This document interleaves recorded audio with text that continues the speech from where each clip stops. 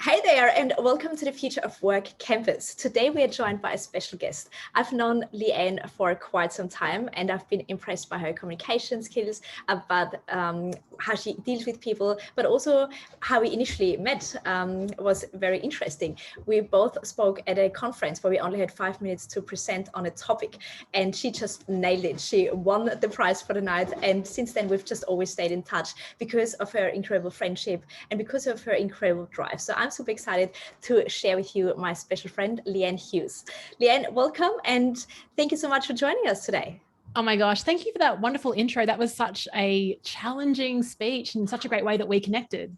Exactly. But you know what? That totally resonated with me, how you approached the situation and how you went through it. And from there onwards, I just learned so much from you about communication and getting your point across very quickly, influencing people the right way. It has never come across as salesy or sleazy. And this is exactly what we're going to talk about today. How can you be more assertive and confident in your communication? How can you bring your point across? How can you influence people the right way? And I'm really looking forward to learning more about your learnings, your journey, and some tips and tricks that you can recommend for us. Now, before we get into all the goodness, Leanne, who are you, what are you doing, and how did you get to where you're now? Wonderful. So what I am now is a global facilitator, podcast host, speaker, and advisor to corporate companies. And I also help individuals show up for their facilitation businesses as well on social and getting referrals and that sort of thing. How did I begin this? Very interestingly, like I played netball at a really high level back at high school and university. I've loved team dynamics and actually ended up playing netball for probably a lot longer than I should have. I should have retired a little bit earlier in my 20s. But the reason I kept playing was because I just loved being part of a group, part of a team, and going to all those team development workshops. And I actually ended up studying human resources and psychology at university. But my first role was working for Accenture as an instructional designer. Now, I don't know if anyone here knows what that is specifically. It's writing training programs and sort of in a way that is that resonates with your audience. So I'd interview subject matter experts from Telstra, the ATO, and then write these training programs. But I hated it, Petra, which was interesting because all I was doing was I was behind a screen and I was just writing these programs. So I ended up having a quarter life crisis. And I joined a crazy company called Wicked Camper Vans in their global marketing team. And my boss there, he's a crazy guy, in a good way, crazy entrepreneur. We would do things like spray paint vans. The company got in a lot of trouble with the government and the media. That's another story. But he introduced me to personal development CDs, people like Jim Rohn, and he got me on that track of personal development. And so opportunity came up. Long story short, I moved to Western Australia. My boyfriend was living there at the time, who's now my husband. Everyone thought I was crazy leaving the city to live in a remote town. But I've got to say, if listeners are listening and want opportunities, I think one of the best things I did was move to a remote town, worked for a big government organization. And that's where I got the opportunity to work in marketing. There was no team, it was me. So I was learning everything about marketing. And I also had the internal opportunity to pivot to workforce development, which brings me to the work that I do today. And that's so the good thing about having that background in workforce development is that now as a corporate facilitator, I know what businesses want. And I don't know what, this is a crazy thing. When I moved back to Brisbane, I just scored this dream job working for a global mining company, which ended up flying all around the world, running leadership programs in Mongolia, Canada, across Australia, and Indonesia. But I ended up, but in the first year, I nearly quit a few times. So it was interesting to pivot and to end up loving that job after I hated the first 12 months. I think this story is not unusual, actually, that you land this dream job and then you just crumble because it's so overwhelming. You want to do your best, but at the same time, you have to learn so much. And also, it's a heavily male-dominated industry. And from what I know, you've also mainly worked with male leaders, and that certainly would be quite a challenge. And this is also what we're going to talk about today. How could you actually influence people? How could you get your point across? How can you get the buy-in? What kind of strategies did you identify early on? I mean, you are a people's person, 100%, and just chatting to you is just so refreshing and energizing. But are there specific tools or strategies or tips and tricks that you have applied that have worked for you? Yeah, well, just to go back on the influencing thing and why it's so important. When I was not liking the job, so I relocated our lives for this job. I flew back to Brisbane, the East Coast. So I had to make it work. But I was really down. And I think it goes back to what you're saying, Petra, anyone that sort of moved roles and you go to something bigger. I was a big fish in the small sea back in WA, and I joined this organization and I was a small fish in an ocean. And I felt really uncomfortable with that. I was starting from scratch. No one knew who I was. I wanted to add value, but I wasn't getting the opportunity. So what turned around for me was a few things. One, recognizing that the problem was me. I was expecting the opportunities to fall into my lap, and I didn't realize that I actually had to go for them until I read the book Pivot by Jenny Blake, which we're both sort of familiar with.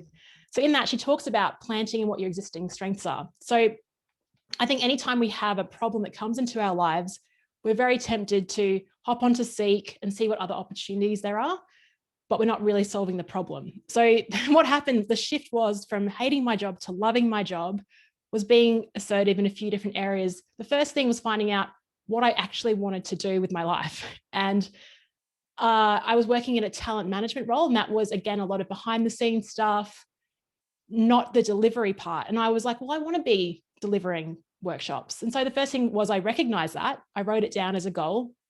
And then I tried to figure out how would I actually get there. Now that involved talking to my manager. So managing upwards is a key skill we can talk about.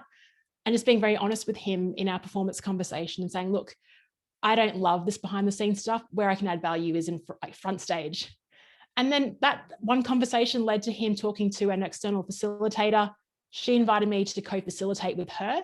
And that's how I got my the growth in that area. And then it just sort of spiraled out of control in a good way from there. But it was taking that step of actually having I thought it was going to be an uncomfortable conversation, but the second I opened up, he was extremely responsive and then opened up the gates to let me do that. This is an incredible story. And for those who have multitasked, go back and rewind and listen to that as many times as you possibly can, because you made such a great comment. You waited for opportunities to come to you. Well, truth bomb, no opportunity is coming to you ever if you are not go and get that. And it starts with you knowing what you actually want and then having the conversation. No one can read your mind. Nobody's responsible for your happiness and success. And this is often what traditional employees' mindset is all about. I've been in this organization or industry for 5 or 10 or whatever years. I deserve a promotion. No, who says that? Just because you have ticked your years doesn't mean you're any good in what you're doing. If you're not out there, if you're not able to demonstrate your value, if you're not even able to articulate what you can bring to the table, no one else will recognize that either. And this is such a significant moment also in my life, because I thought the harder I work, the more projects I take on, the more responsibilities I take on, they will see that I'm really good and then I'm getting promoted. Yes, you get promoted to a certain stage, but if you really want to get out there and get into the really senior roles or board engagements or speaking engagements, this is completely another level. The technical skills only get you so far. And this is where we talk about the soft skills, the communication skill, which is such a hard skill. And you also mentioned you had this conversation with your manager. How did you start the conversation? Yeah, actually, there's probably 2 instances where I had these tough conversations that really stand out for me. So that first one, luckily, my manager is actually a very approachable person. And I basically kind of had a script. So I did write out some notes because I was feeling pretty insecure about this. And did he hire me for this reason? But what it did was, as at the time, I came prepared and yeah, we just had that conversation. So bullet points, very clear about what I wanted and just seeing what the opportunities were. That was a good example. Fast forward a few years later after that, I've only cried at work maybe twice, and this was very embarrassing. So I've never told this story.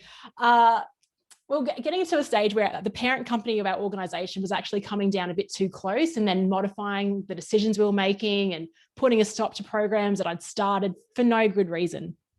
And so I was like very, very frustrated about this and talking to my colleagues, and word got out then to our executive general manager that I was thinking of leaving. So she took me for lunch and she asked me, hey, what's going on? And I just burst into tears and I was so embarrassed. Like I could not speak. And so when it comes to assertive communication and actually having the confidence to speak out, the reason I had acted in that way was because I hadn't addressed it in the moment. And everything, just when she asked me that question, it was like months of tension, months of frustration just came bursting out in that moment. So what I wish I'd done, what would I have done differently?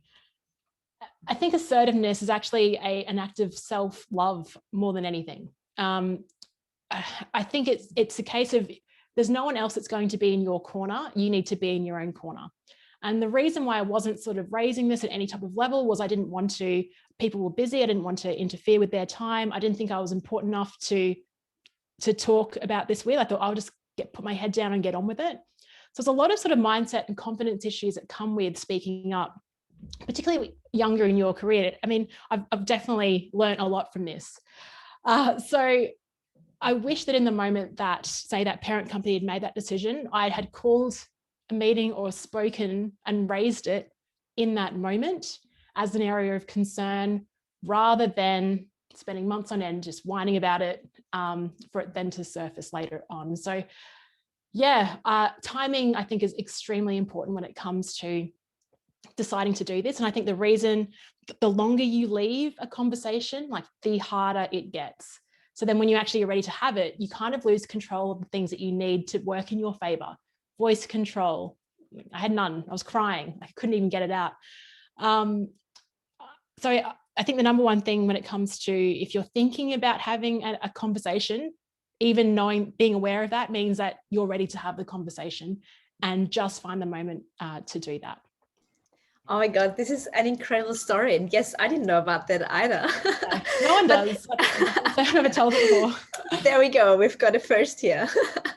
And what I also love about your practical tips straight away is prepare, because in a second you put logic towards emotions, you can articulate it. Otherwise, you're getting overwhelmed with every feeling there is, and you're not able to say anything. You don't even know what's happening because you were not prepared for it. And then all of a sudden something switched and you're completely out of control. Yes. Yeah. Now, you also mentioned it comes with confidence, that you know what you can actually bring to the table, that you can articulate that. Have you got any tip how you actually got to that point, that you realized this is what I'm good at, this is what I actually want to do? I mean, Petra, I still ask myself that every day, as you know. Like, what do I want to be when I grow up? Yeah, so I think that's the problem. Is if the question is what do I want to be when I grow up, and I kind of, mid-30s, so I joke about that. That's the problem. I think what comes down to, what I love about Pivot is, let's only look for it 12 months out. But let's only look for the next 12 months, right? Because we know with the disruption of COVID and everything else, there's no point in really planning too much further ahead, because another quote that I love is, that which you can plan is too small for you to live. But 12 months, I think, is enough time for you to actually go, like, tangibly, what would I like to be different in the situation? And so for me, it was like, well, I'm getting frustrated being behind a screen, not being visible. I do like being in the spotlight and sharing my ideas. So for me, that looked like in the front of a workshop room, running team programs. And so that was a very simple thing. So I would say for anyone that's struggling with that question of, where are my strengths and what do I want to do? A couple of quick questions, like, what are you curious about? What would you choose to read about? What would you choose to talk about if you were given the opportunity to speak about any topic in the world? What would that be for you? And then take elements of that and see, how could that apply to my current context between now and 12 months? And then start thinking about what were the opportunities to apply that to. So I reckon reduce the time frame definitely helps. This is a really great tip, because in this fast changing world of work, we've seen over the last 12 months now with COVID-19, everything has changed. The world is not the same as it used to be, even at the beginning of 2020. So when you're planning for the next 5 or 10 years, it's going to be A, irrelevant anyway, and B, overwhelming. So, and with any overwhelm, you are procrastinating because you just don't know even where to start.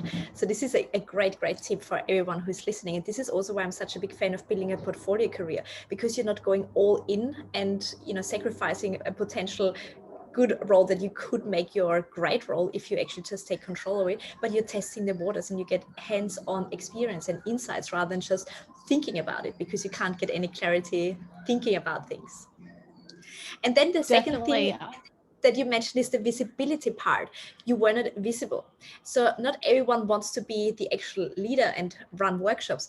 Are there any other tips that you can share how we can actually be visible, that opportunities are actually coming to us? Oh, how do you increase your visibility?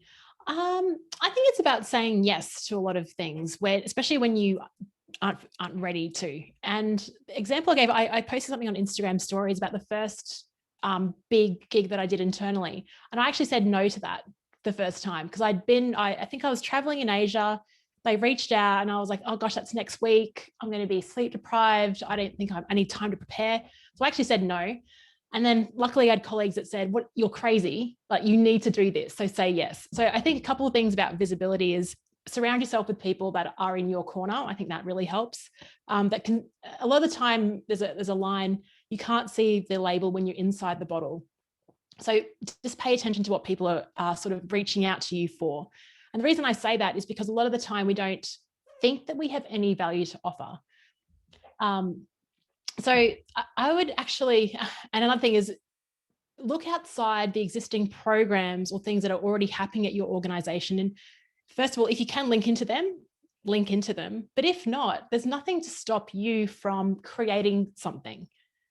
Creating another idea that I came up with when I worked in WA was, I was thinking, oh, look, team morale is a bit low. Why don't we run a sports carnival? We hosted in 3 different towns across the region. And let's just do this. And we did it, and it was amazing. And again, just lifted my brand in that organization. So just thinking of unique ways where you can bring in your superpowers or just existing strengths in order to do that. But I think it all just comes down to relationships, and you don't need to be speaking on stages to do that. Some of the most effective people that have ever sort of been visible, but kind of done it in a way where you don't even know that they're working their magic, things just miraculously get done, is of their ability to just influence in one-on-one conversations and build relationships at a one-to-one level. And that's not hard. What it takes is probably a bit of strategy, a bit of care as well, and going above and beyond. The thing is, though, everyone is so busy working in corporate roles, and everyone's so busy that no one actually spends the time to connect really well with people, particularly outside of their teams and departments. So if you're that person, that integrator, that is an absolutely amazing way to build your brand, but also build your ability to influence across departments. And you'll get recognized for doing that, just for being a connector. This is such a great tip. And also what you said, you need to take initiative. So you just said the team morale is low, so you paid attention, you were aware of what's going on, but you didn't just come with the problem, say, there's the problem, the team morale is low. Okay, great. What are we doing with it? You came with a solution. And what we always say, the future of work is more self-driven, self-initiated, and also self-paced. If you're not taking initiatives, well, you can't expect anyone else to give you this permission to do it, because they have not even thought about it, and everyone is concerned about their own problems, about their own world. So great for you to just step up and running with it. Yeah, and I think just recognize that, and it doesn't matter what age. We did a reverse mentoring program at our old company. That was where our executive leaders were actually mentored by the graduates. So the graduates were the mentors for the executive. And everyone's like, well, what could the graduates tell the executives? But they were teaching them things about, how to use WhatsApp to communicate, what millennials actually want. And so they were actually helping our executives become more current. So there's always some value that you can offer, whether it's through your expertise, your knowledge, your experience, the value that you can bring connecting people. It's just sort of being more curious about what that is for you. Excellent. And if you could give us some more tips on assertive communication, because especially March is often the months where contracts are renegotiated or pay rises are discussed, and it's quite a hard conversation to make or to take initiative about that. What are some of the tips on how you go about addressing those questions? Yeah, I love this one because I used to help people out in my old organization. So the number one problem is when it comes to negotiating something, particularly when it comes to pay or performance, is it is a hard conversation if you don't have anything to support what you're saying. So if you're just saying, oh, look, I was a really great worker, I showed up, I was consistent, you're not really selling that to me. So what I would always get, and hopefully there's still time to do this if you're listening, is I would actually through the year, if I got a really nice email or recognition or something had happened and I got like an email about it or something was said, I would have a folder in my inbox, like a subfolder, recognition, and I'll just pop it into that. I'll take notes and pop it into that folder. So by the time the annual performance came around, I could then gather my evidence like you would with any great legal case and put it together and then try to figure out what is the monetary return of doing that thing. And if that's the thing that I think with innovation as well. A lot of people talk about innovation, but it's got to have a business outcome. So you've got to link what you're doing, and it doesn't matter what role you're in. If you're a front-facing role, if you're a support person, you're not an overhead. You've got to see yourself as a person that adds value to the bottom line, to the results of the business. And so to do that, you just gather the evidence, say, right, I helped this team perform better. Well, what does that actually mean for that team? And then try and put a value against that. And then you go into your meeting and go, look, these are the things that I've improved, 10% improvements, and try to tack that onto like the evidence logical side. That's easier for then you to talk to rather than I did something really great. It's this third piece that you can show to support that. And no one does this. Like no one actually prepares and does this. So please don't think that you're being selfish when you do this. I think if you've actually created some great results and you've done all these great things, it's in your best interest to put that forward because no one else would be in your corner. So yeah, gather the evidence and prepare. Oh, this is gold because it's marketing one-on-one. What it is in the entrepreneurial world, it's social proof. If no one else says that you're doing a good job, that your programs work, that your coaching works, well, you can say you're the best. And the same with companies. When a CEO says, we are the best organization to work for. Well, no brainer, you have to say that.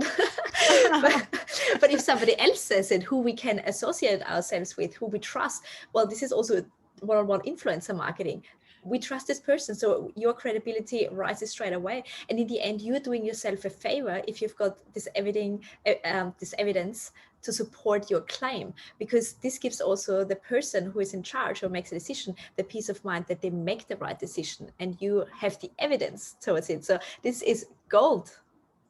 You're right. It's like absolutely right. And I bring a lot of marketing stuff into even the work that I do with workshops and facilitation. But yeah, if you think of it like case studies on a website, testimonials, that would be it. That's the evidence that you need. Exactly. And I think we need to switch also our mindset, especially corporate employees who may not ever want to run their own business, and you don't have to do it, but you need to bring this entrepreneurial mindset into an organization, because if you can't prove that you are a profit center, you maintain a cost center. And with that, what are companies doing when it comes down to cutting costs? They're getting rid of people who are seen as a commodity, who are an expense, who are an overhead that doesn't get return on investment. And this is exactly what every single person is. It sounds harsh, but this is reality.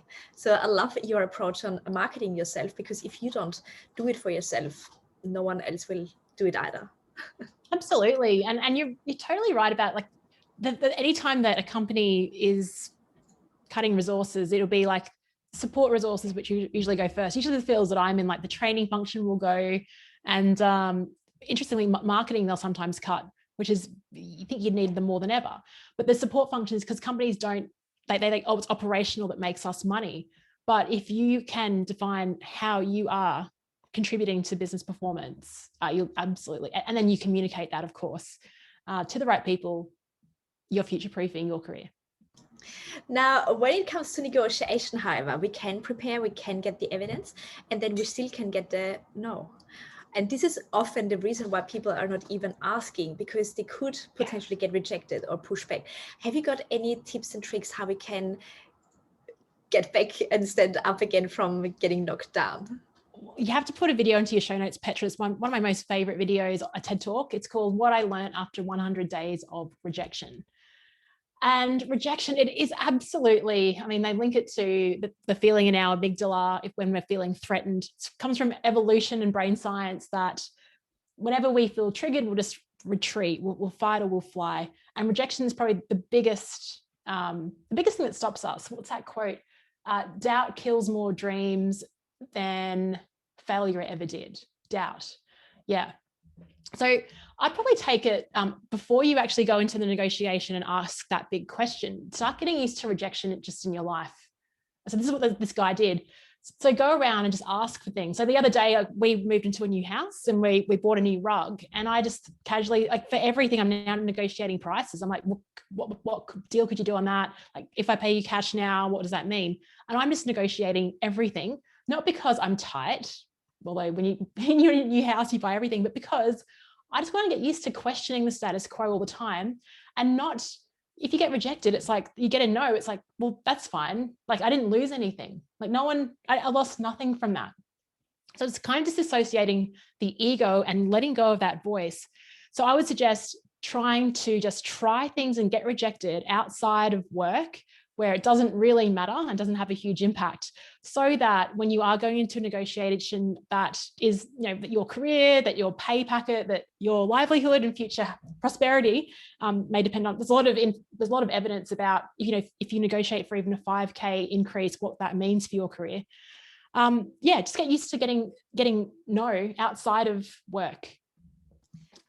This is honestly gold, because what it comes back again is preparation, just in a different aspect. And the more you can prepare, see what works, what doesn't. This is also why role plays are so effective, because you just learn, okay, how would I respond if this person says this? What would I say if they would come back with that you already know it? And also, I'm not sure about you, but with facilitation, I always go through the day twice, once in my mind and then once in real time, that I know already, okay, what could be a pushback, what could be a question that I could get asked, because then you're not getting caught off guard, and you can keep your cool and again put the rational on the emotions. Now, how do you go about that? I just want to add to that. That's such an awesome thing that you shared, Petra. The objections, and comes back to marketing and sales talk as well. But if you're like looking at negotiating for a pay increase, what objections might you get? A, we don't have the budget for that. B, just try and list them out in terms of what you think the objections are. And then when you present your case or why you feel a certain way, talk about the objections up front. So it just shows that you're acknowledging them, but you've also got a response to that straight away, rather than letting them come to you with the objections. It just shows, again, it's another form of preparation. But that's what I do with my workshop. So like, particularly when I was presenting to male mining supervisors overseas on leadership, the first thing I said was, you see this person in corporate, a female that doesn't work on site, talking to you about leadership. And I kind of just make a joke about it, but call it out early, because that's what I knew they were thinking. Like, what's this girl in corporate teaching me about leadership? I'll address it in the introduction. So call it out early, get it out. And yeah, it just really kind of calms their fears as well. This is also, a trust building exercise, because when you show and actually talk about their potential objections and their concerns, you already feel you're already liked and you're already trusted, because you kind of know what they're up to. And in marketing, this is also what we call objection-based marketing. This is how I got into recruitment after every other agency rejected me, because I said, after I heard it 16 times prior, that I didn't have the sales experience, and they also didn't think that they could teach me, because I was already so progressed in my marketing career. I said, I know what you think, that I don't have the sales experience. However, and this is where it comes back to connecting the dots, having worked as a PT and a group fitness instructor since the age of 16 and having to get my own clients, I know what it takes to build relationships and to build rapport and to create my own business. So this is what I would bring to this table. And it's career related, but at the same time, it's still the same. You want to get the best out of people. And I had the job. But it took me like 16 freaking rejections to get the connection pieces there. And I think this is also what people are struggling, that they can't make sense, that they can't think ahead, that they can't build the trust early enough. Because in the end, what is the buy-in? It's all about the trust that you're doing the right thing. And that means that you're meeting with them, people where they are at. So maybe if we can talk before we wrap up about this part, because you said communication is all about people and relationship building. What are some of your tips to actually influence people the right way and build those relationships? Yeah, as you said, it's all about trust. My favorite metaphor is what Stephen Covey talks about, and the emotional bank account.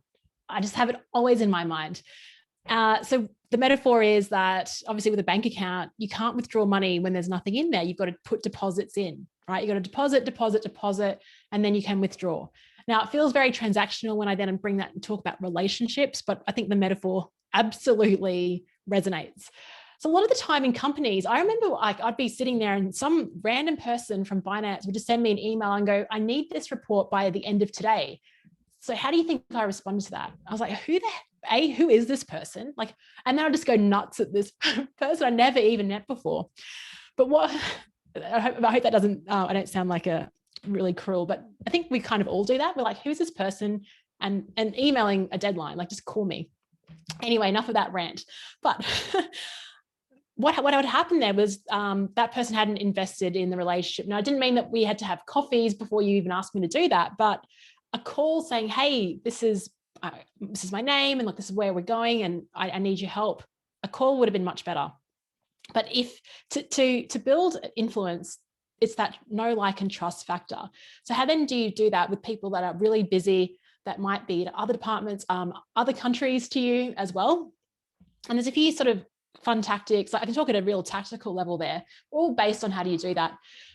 First thing is, I don't make my initial thing about reaching out because I want something from them, but it might be to add value to them. So if I know that they might be speaking at a conference and I know someone that's also attending, I might just connect a couple of people. That's one thing I could do. If I see an interesting article the other day, I have my own business, but I know someone at my old organization, she's not in a diversity role, but she loves diversity. So I thought I'm just going to send her this article and go, hey, thought of you because I know how passionate you are about this topic. When I was subcontracting last year for a big mining company, a lot of it in the first few weeks was virtual. And what I noticed was that these managers hated being on these WebEx calls. They were like literally looking everywhere but the screen. They were busy.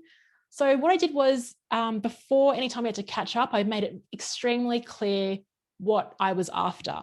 And you think that's something obvious, but it's not often done in companies. And often I remember getting emails where it's like all this text. It's like, well, what do you actually want from me? And so if you can be really clear with what you're after, also provide value when you're there and value time. But other things, I just send voice notes to people as well to check in. Anything that isn't email is probably a good thing. If you can take it off email, fun, I don't know about videos, how that would work, but just a quick voice note. Hey, this is what I'm thinking about. What are your ideas for that? Yeah, just keep that emotional bank account in mind, particularly if you've got a project coming up and you know who your stakeholders are. What are some ways that you can add value to them? I don't know, grab a coffee, just something to invest in that relationship because you know that you're going to have to withdraw from it eventually. You need their help.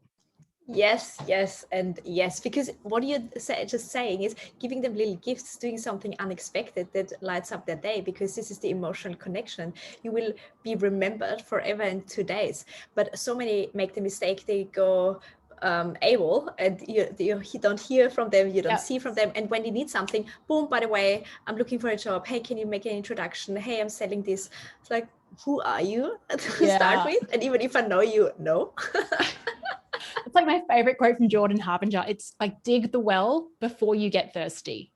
Yes, so exactly. If you can systemize it, he talks about, every day, just a few people on your contact list, just reaching out, sending a text, doing something, sending a Giphy, just to keep on the radar screens. Because you don't like, I don't like doing that either. And I kind of refuse to have to call someone after 10 years of not talking to them. I'd feel very awkward. Of course you do, because you don't have anything in common anymore. However, if you drop a note every now and then, send a little voice message saying, it's been a while, but I've been thinking about you because of so-and-so, hope you're well, without anything in mind, that you take it to the next level and say, oh, by the way, I see that you're connected with this person. Can you introduce me? Yeah. People don't want to be taken advantage of, but when it's a take and give relationship and it's always balancing it out, you want to help people naturally.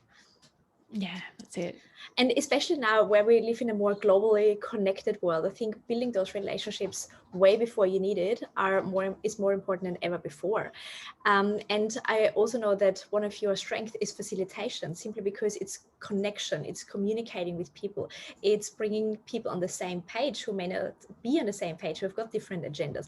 And this is a skill that everyone needs to master, whether you need to facilitate a meeting, whether you need to run a virtual workshop, where you need to simply do a stand-up every day. It's a facilitation of conversation. Anytime.